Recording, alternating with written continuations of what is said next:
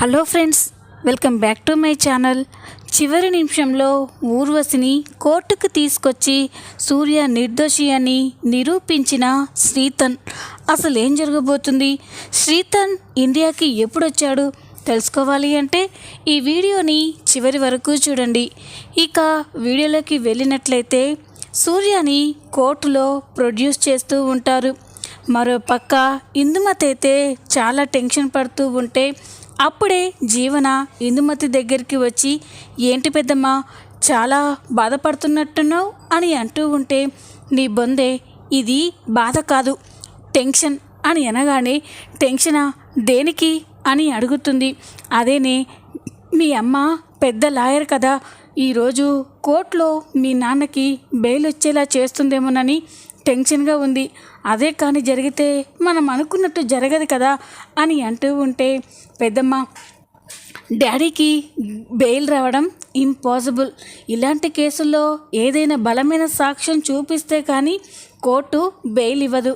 అలాంటి సాక్ష్యం ఇప్పటి వరకు మమ్మీ కానీ ఆ కుట్టి కానీ తీసుకురాలేకపోయారు. ఖచ్చితంగా డాడీకి ఈరోజు బెయిల్ దొరకదు అని అనగానే ఇందుమతి చాలా సంతోషపడుతుంది. అంటే ఈరోజు మీ నాన్నకి శిక్ష విధిస్తారా అని అంటూ ఉంటే, లేదు అని అనగానే, అదేంటే అని అంటుంది. అదే పెద్దమ్మ, ఈ ఒక్క రోజుకే కోర్టు డాడీకి శిక్ష విధించదు.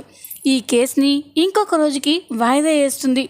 ఆ రోజు కానీ ఎలాంటి సాక్ష్యాలు తీసుకురాకపోతే అప్పుడు కోర్టు డాడీకి శిక్ష విధిస్తుంది అని అనగానే, అవునా అని ఇందుమతి అంటూ ఉంటుంది. పద, అక్కడ కోర్టులో వాదనలు జరుగుతూ ఉంటాయి అని జీవన ఇందుమతి ఇద్దరూ కూడా కోర్టు లోపలికి వెళ్తూ ఉంటారు. ఇక సూర్యని బోనులో నిల్చోబెట్టి లాయర్ ప్రశ్నిస్తూ ఉంటారు. ఇక జ్యోతి మాత్రం ఎలాగైనా సూర్య తరపున వాదించి సూర్యని బెయిల్ పైన బయటికి తీసుకురావాలని చూస్తూ ఉంటుంది. ఇక అప్పుడే సూర్య అంటే పడని లాయర్ ఒకతను లేచి సూర్య గురించి చాలా తప్పుగా అవమానంగా మాట్లాడుతూ ఉంటాడు. యువర్ ఆనర్, ఇది మన న్యాయ వ్యవస్థకే సిగ్గుచేటైన విషయం. మన న్యాయ వ్యవస్థ తల వంచుకోవాల్సిన విషయం. న్యాయాన్ని ధర్మాన్ని కాపాడవలసిన ఒక లాయర్ అవినీతి మార్గంలో నడిచాడంటే అది చెప్పుకోవడానికే సిగ్గుగా ఉంది అని సూర్య గురించి చాలా తప్పుగా మాట్లాడుతూ ఉంటే ఆనంది, సూర్య, ఆదిత్య, జ్యోతిలు చాలా బాధపడుతూ చూస్తూ ఉంటారు. లాయర్ సూర్య గారు మన దగ్గర ఎన్నో కేసులు వాదించారు, ఎన్నో విజయాలు సాధించారు. ఆయన వాదనలతో నేరం చేసిన వాళ్ళకి చెమటలు పట్టించారు. అలాంటి సూర్య గారు ఇప్పుడు ఒక మత్తు మందుల కేసులో దొరకడం అనేది నిజంగా ఇది నమ్మలేని నిజం.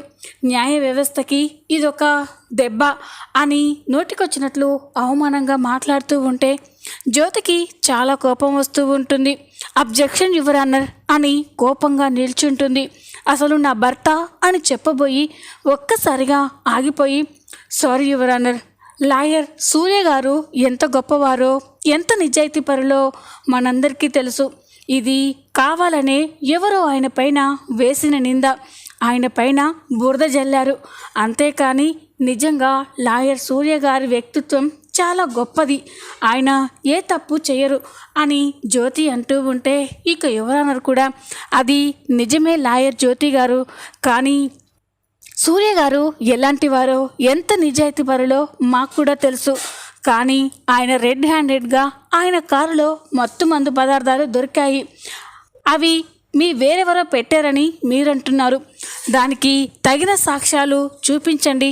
మీకు కూడా తెలుసు కదా, కోర్టు సాక్ష్యాలు లేందే దేనిని నమ్మదు అని. సూర్య గారు నిర్దోషి అని ఒక్క సాక్ష్యమైనా చూపించండి, మేము ఆలోచిస్తాం అని అంటూ ఉంటే జ్యోతి సైలెంట్గా చూస్తూ ఉంటుంది.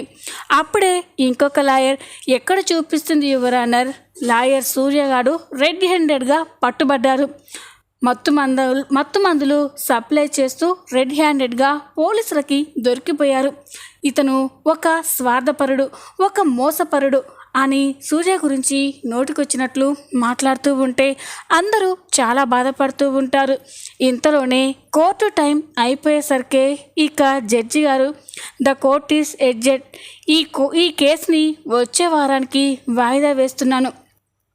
ఆలోపు లాయర్ సూర్య గారు ఏ తప్పు చేయలేదని నిరూపిస్తే సూర్య గారు బయటికి వస్తారు. లేకపోతే సూర్య గారికి కఠిన శిక్ష విధించాల్సి ఉంది అని జడ్జి గారు చెప్పగానే జ్యోతి, సూర్య, కుట్టి, ఆదిత్య ఒక్కసారిగా షాక్ అయిపోతారు. జీవన, ఇందుమతి అయితే చాలా సంతోషంగా నవ్వుతూ ఉంటారు. ఇక కోర్టు అయిపోయిన తర్వాత పోలీసులు సూర్యని తీసుకెళ్తూ ఉంటారు. అప్పుడే జ్యోతి సూర్య దగ్గరికి వెళ్ళి ఒక్కసారిగా ఎమోషనల్ అయ్యి ఏడుస్తూ ఉంటుంది. నన్ను క్షమించండి అని అనగానే జ్యోతి, బాధపడకు జ్యోతి, సాక్ష్యాలు లేనప్పుడు నువ్వు మాత్రం ఏం చేయగలవు? నా రాతలో ఎలా ఉంటే అలాగే జరుగుతుంది. నువ్వు ఈ విషయం గురించి ఎక్కువగా ఆలోచించి ఆరోగ్యం పాడు చేసుకోకు కుట్టి, జ్యోతిని జాగ్రత్తగా చూసుకో అని సూర్య అక్కడి నుండి వెళ్ళిపోతాడు. ఇక జ్యోతి అయితే ఏడుస్తూ అక్కడే కుప్పకూలిపోతుంది. ఇక జ్యోతిని ఆనంది, ఆదిత్య ఓదార్చుతూ ఉంటారు. జ్యోతమ్మ అని ఓదార్చుతూ ఉంటే, కుట్టి, ఎన్నో కేసులు వాదించి గెలిచాను, ఎంతోమందికి న్యాయం చేశాను, కానీ నా భర్త విషయంలో ఏమీ చేయలేని అసమర్థురాలిగా మిగిలిపోయాను. ఆయనని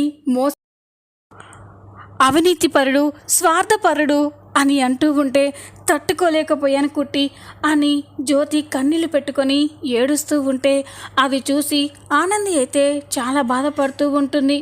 జ్యోతి ఆ కోర్టు పేపర్స్ అన్నీ కింద పడేయడం ఆనంది చూస్తుంది. ఒక్కసారిగా ఆ పేపర్స్ని చూసి ఆనంది వెంటనే ఒక నిర్ణయం తీసుకుంటుంది. ఆ పేపర్లని చేతిలోకి తీసుకొని, జ్యోతమ్మ, ఈ కేసుని ఈ క్షణం నేను టేకప్ చేస్తున్నాను అని అనగానే అందరూ ఒక్కసారిగా షాక్ అయిపోతారు. కుట్టి అని అనగానే, అవును జ్యోతమ్మ, ఈరోజు నువ్వు కోర్టులో కార్చిన ప్రతి ఒక్క కన్నీటి బొట్టుకి సూర్యబాబుని, ఇక్కడున్న వాళ్ళంతా అన్న మాటలకి నేను త్వరలోనే లెక్క సరిచేస్తాను. కేసులో సరైన సాక్ష్యాలు సంపాదించి సూర్యబాబుని నిర్దోషిగా బయటికి తీసుకొచ్చి నీకు అప్పగిస్తాను జ్యోతమ్మ. ఇది ఈ కుట్టి నీకిస్తున్న మాట అని కుట్టి చెప్పగానే జ్యోతి ఒక్కసారిగా సంతోషపడుతుంది. ఇక వెంటనే కుట్టిని హక్ చేసుకొని, కుట్టి, నాకు ఇప్పుడు ధైర్యం వచ్చింది కుట్టి అని అంటూ ఉంటే, జ్యోతమ్మ, సూర్యబాబు ఎప్పటికీ తప్పు చేయడు, అలాంటి సూర్యబాబుకి నేను శిక్ష ఎలా పడనిస్తాను అని ఇక కుట్టి అయితే చెప్తూ ఉంటే, జీవన, ఇందుమతి అయితే షాక్ అయిపోయి చూస్తూ ఉంటారు.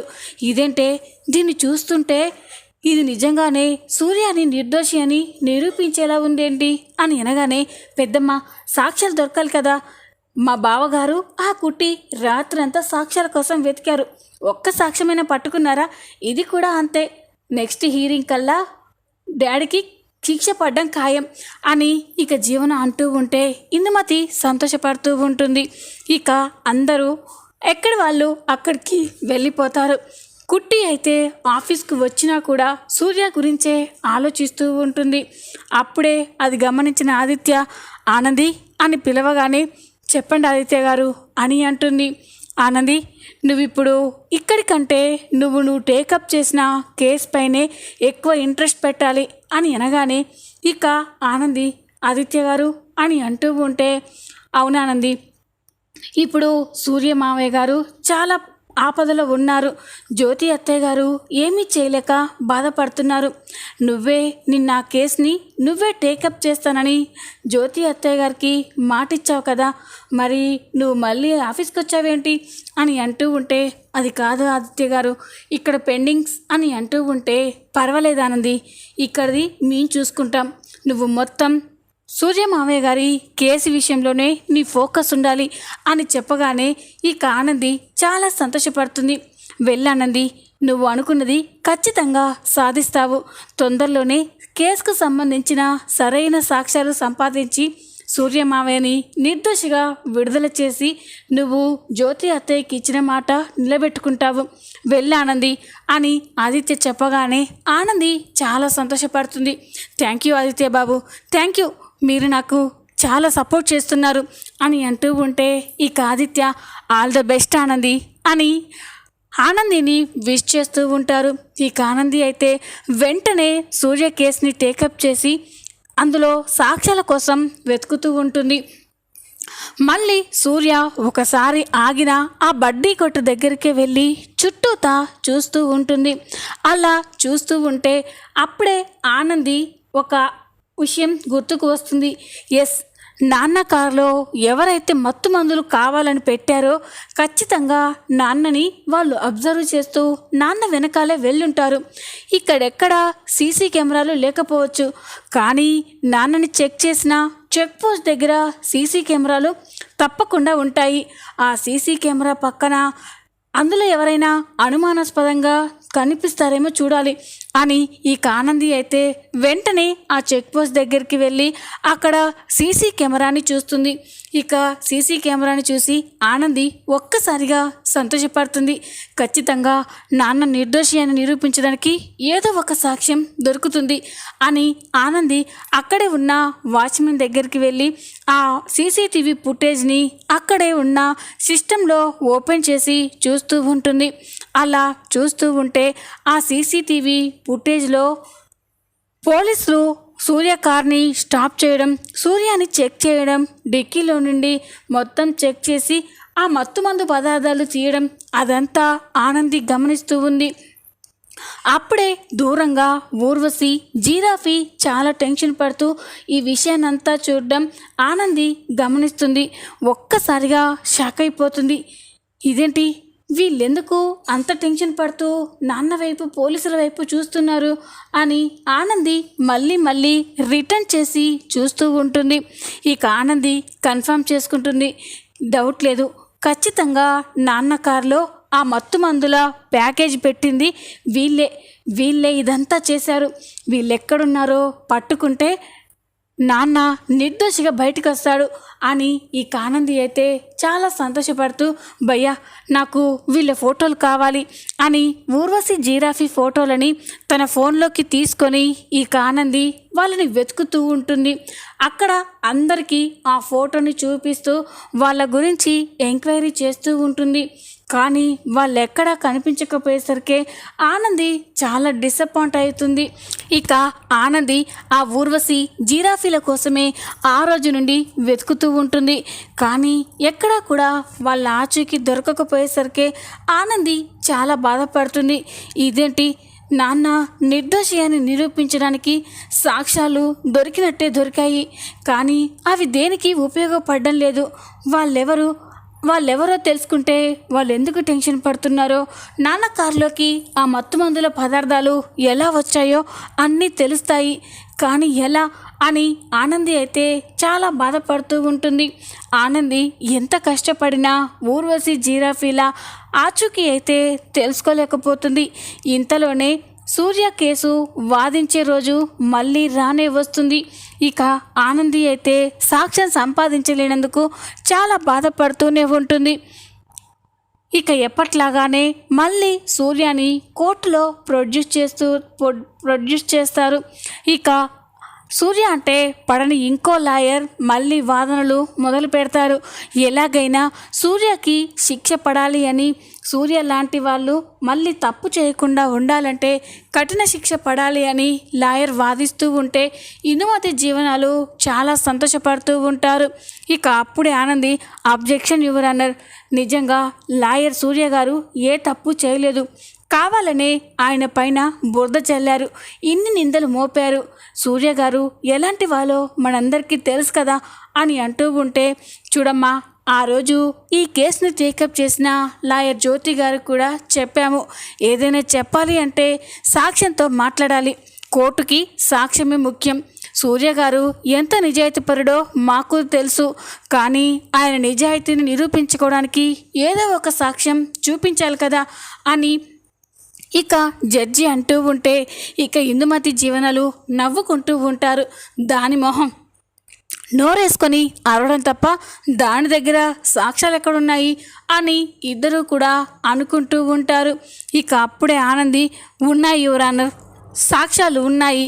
సూర్యబాబు ఎంత నిర్దోషో ఎంత నిజాయితీపరుడో తెలిపే సాక్ష్యాలు ఉన్నాయి అని అనగానే, మరి చూపించండి అని ఇక జడ్జి గారు అడుగుతూ ఉంటాడు.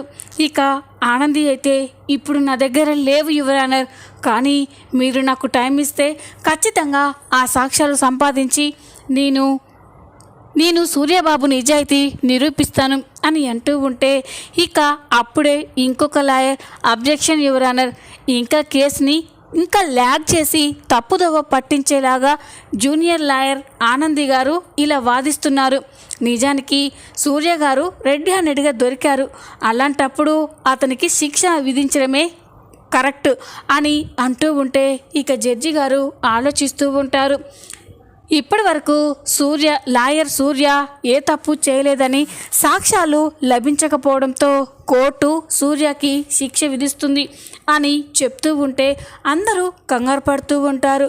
ఇంతలోనే అక్కడికి ఒక వ్యక్తి వచ్చి యువర్ ఆనర్ అని అనగానే అందరూ అతన్నే చూస్తూ ఉంటారు.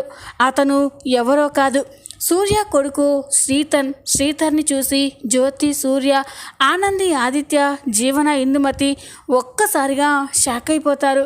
ఇక ఆనంది శ్రీధర్ అని అంటూ ఉంటే, యువర్ ఆనర్, మా నాన్న ఏ తప్పు చేయలేదు అని చెప్పడానికి నా దగ్గర సాక్ష్యం ఉంది అని అనగానే, ఇక జడ్జి గారు, చెప్పు బాబు ఏంటా సాక్ష్యం అని అనగానే, ఇక ఊర్వశిని అక్కడికి తీసుకొస్తారు. ఇదిగో యువర్ ఆనర్, ఈ అమ్మాయే మా నాన్న కారులో ఆ మత్తు మందుల పదార్థాలు పెట్టి మా నాన్న దోషి అని ఇంతమంది ముందు నిల్చోబెట్టింది అని శ్రీధర్ చెప్తూ ఉంటే అందరూ ఒక్కసారిగా షాక్ అయిపోతారు. ఇక ఆనంది అయితే చాలా సంతోషపడుతూ ఉంటుంది. సమయానికి శ్రీధర్ ఊర్వశిని అక్కడికి తీసుకువచ్చి సూర్య నిర్దోషి అని నిరూపించినందుకు ఆనంది అయితే చాలా సంతోషపడుతూ ఉంటుంది. ఇక ఊర్వశి అందరి ముందు నిజం ఒప్పుకుంటుంది. అవును జడ్జి గారు, నా కొంతమంది ఈ మత్తు మందుల పదార్థాలని చెక్ పోస్ట్ దాటించమని 2 లక్షలు ఇస్తామని చెప్పారు. డబ్బుకు కక్కుర్తిపడి నేను కూడా ఆ డీల్కి ఒప్పుకున్నాను. కానీ మేము అవి తీసుకెళ్తూ ఉంటే అప్పుడే పోలీసులు చెక్ చేస్తున్నారు. తప్పించుకోవడం కోసం పాపం ఈ సార్ కార్ డిక్కీలో మేమే ఆ మత్తు పదార్థాలు పెట్టాము. ఆ సార్కి ఏ పాపం తెలీదు అని ఊర్వశి చెప్పగానే అందరూ ఒక్కసారిగా షాక్ అయిపోతారు. ఇక సూర్య నిర్దోషి అని నిరూపణ అయినందుకు ఆనంది, జ్యోతి, ఆదిత్య, సూర్యాలు చాలా సంతోషపడుతూ ఉంటారు. ఈ విధంగా సూర్యని శ్రీధర్ నిర్దోషి అని నిరూపించబోతున్నాడు. ఈ వీడియో కనుక మీకు నచ్చినట్లయితే లైక్ చేయండి, సబ్స్క్రైబ్ చేసుకోండి. Thanks for watching.